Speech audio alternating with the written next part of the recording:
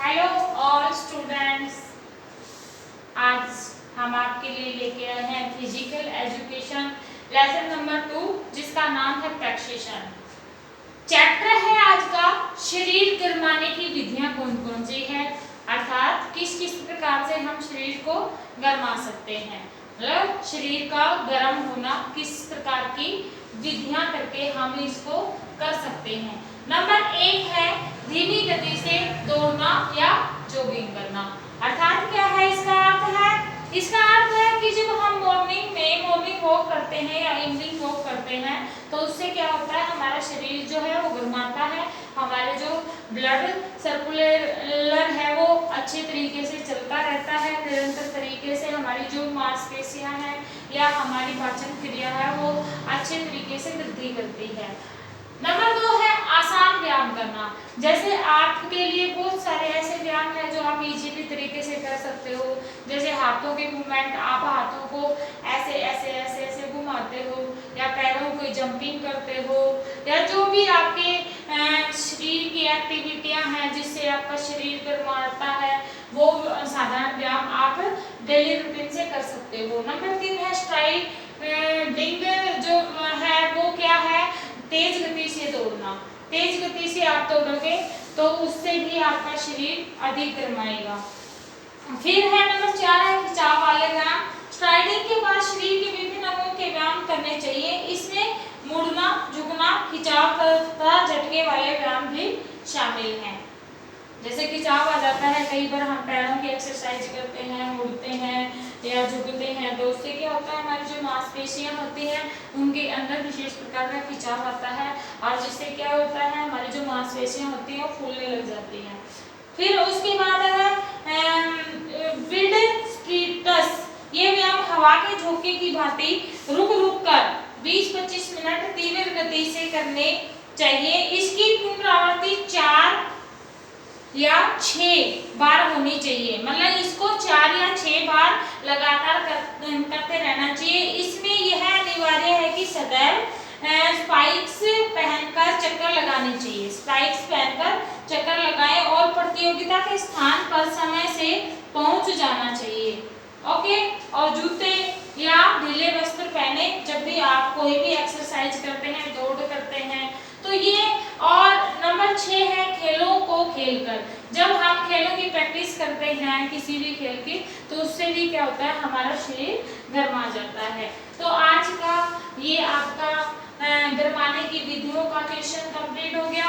अब हम next question की ओर चलते हैं। नेक्स्ट क्वेश्चन है शरीर गरमाने की विधियां कौन कौन सी हैं। शरीर गरमाने की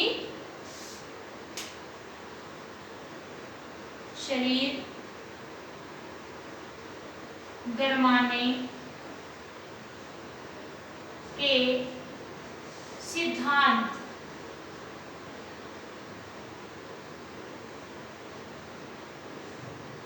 अभी हमने बताया शरीर गरमाने की विधियां कौन कौन सी हैं और अब हम बता रहे हैं कि शरीर गरमाने के सिद्धांत कौन कौन से हैं, मतलब नियम कौन कौन से हैं। नंबर 1 भाई किस प्रकार से क्या क्या जरूरी है जब हम शरीर को गरमाते हैं। तो नंबर 1 है, पहला है स्वास्थ्य। स्वास्थ्य स्वास्थ्य क्या है, खिलाड़ी या एथलेटिक्स को गर्म करने, कोई भी खिलाड़ी होता है उसका शरीर गर्म करने से पहले हमें स्वास्थ्य के ऊपर ध्यान रखना चाहिए कि हमारा शरीर किस तरीके के व्यायाम करने के लिए लायक है या किस तरीके के खेल खेलने के लिए हमारा जो शरीर है वो तैयार है या नहीं है। उसको स्वास्थ्य के अनुसार ही व्यायाम करना चाहिए। अगर कोई व्यक्ति कमजोर है या कोई भी ऐसा व्यायाम है जो वो नहीं कर सकता, उसके लिए उसके अंदर स्टैमिना नहीं है तो उस व्यक्ति को वो व्यायाम नहीं करना चाहिए। शरीर को अच्छी तरह से गरमाने की बजाय शरीर की अलग अलग प्रणालियों के दोष उत्पन्न हो जाते हैं। अगर हम जबरदस्ती कोई व्यायाम करते हैं तो उससे क्या होगा, जो हमारे उस व्यायाम से हमें बहुत सारी हानियां भी हो सकती हैं। हो सकता है कि हमें कहीं चोट लग जाए, हो सकता है हमारी मांसपेशियों में ज़्यादा खिंचाव आ जाए। ज़्यादा खिंचाव आने से क्या होता है कि जो मांसपेशियां होते हैं उसके मांस फटने का डर होता है। अगला है आपका वातावरण संबंधित सिद्धांत। मतलब क्या है कि जो हमारे आसपास का जो वातावरण है उसको साफ सुथरा रखें। जहाँ पे एक खिलाड़ी अपने खेल की का अभ्यास करता है, शरीर पे मारता है, तो वहाँ पे क्या करना चाहिए कि उस खिलाड़ी को ये ध्यान रखना चाहिए कि हमारे जो आसपास के एरिया है वो गंदा तो नहीं है, किसी प्रकार की कोई बदबू तो नहीं है, किसी प्रकार की कोई बीमारी तो नहीं है, या कहीं मच्छर तो पैदा नहीं हो गए, कहीं कोई पानी इकट्ठा तो नहीं हो रहा। तो ये चीजें हमें हमारे वातावरण के अनुसार ध्यान में रखनी चाहिए। नंबर 3 है क्रमानुसार। क्रमानुसार का मतलब क्या है? नंबर 2 बताया वातावरण के अनुसार, और नंबर 3 है क्रमानुसार। क्रमानुसार का क्या मतलब है? क्रमानुसार का मतलब ये है कि हम कोई भी व्यायाम करते हैं उसको एक दिन करके या 2 दिन करके न छोड़ें। अगर कंटिन्यू हम व्यायाम करते हैं तो ही हम उसके लाभ ले सकते हैं। अगर 1-2 दिन करके हम उस व्यायाम को बंद कर देंगे तो उससे हमें हो सकता है कोई नुकसान हो, या हो सकता है हमारे पैरों में या शरीर के अंदर जकड़न हो या दर्द हो। तो कोई भी व्यायाम करते हो या कोई भी आप एक्सरसाइज करते हो उसको कंटिन्यू और लगातार करना चाहिए, डेली करना चाहिए। नंबर 4 है सारे शरीर के सारे अंगों से संबंधित व्यायाम। नंबर 4 है शरीर के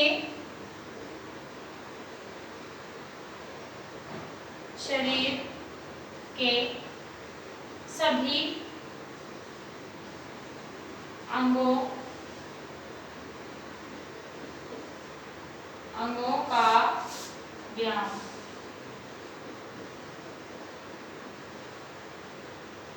शरीर के सभी अंगों का व्यायाम मतलब हमें बहुत सारे एक ही टाइम में ऐसे व्यायाम करने चाहिए जिससे क्या होता है कि हमारे जो शरीर के सभी अंग हैं वो प्रॉपर तरीके से एक्टिविटी करें, तो शरीर के सभी अंगों का उससे व्यायाम हो जाता है, एक्सरसाइज हो जाती है। नंबर 5 है व्यक्ति की क्षमता और प्रशिक्षण के अनुसार। मतलब क्या है? नंबर 5 व्यक्ति की क्षमता, व्यक्ति की क्षमता और प्रशिक्षण के अनुसार,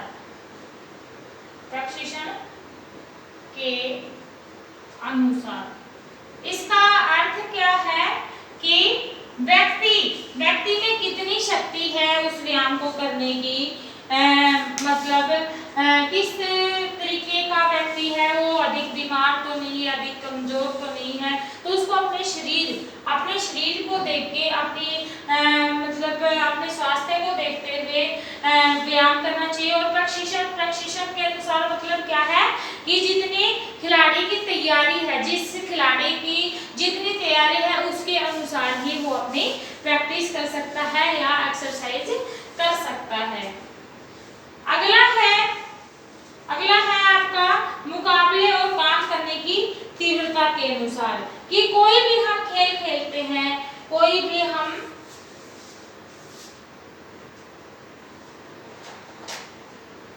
ये था नंबर 5। नंबर 6 है कोई भी हम खेल खेलते हैं तो उसमें क्या होना चाहिए? मुकाबले की भावना होनी चाहिए कि हम इस खेल को जीतेंगे, जीत की भावना से खेलें। लेकिन ऐसा भी नहीं है कि हम द्वेष की भावना से खेलें, मतलब किसी भी खिलाड़ी में किसी प्रकार का भेदभाव नहीं होना चाहिए, लेकिन अपने खेल के प्रति उस खिलाड़ी की रुचि होनी चाहिए और तीव्र गति से खेल को खेलना चाहिए। अगला है आसान से मुश्किल की ओर सिद्धांत। मतलब कोई भी आप व्यायाम करते हो तो पहले साधारण तरीके से करें, फिर उसके बाद ही कठिन करें। अगर आप कोई भी मान लो किसी खेल के ग्राउंड में हो और आपको उस ग्राउंड की नॉलेज नहीं है या उस खेल की नॉलेज नहीं नहीं है। अब फिर भी आप खेल रहे हो तो उससे क्या होगा, या तो आपको चोट लगेगी या फिर आप अपनी सफलता की तरफ नहीं जा सकते। मतलब क्या है कि आप गेम को हार सकते हैं। अगला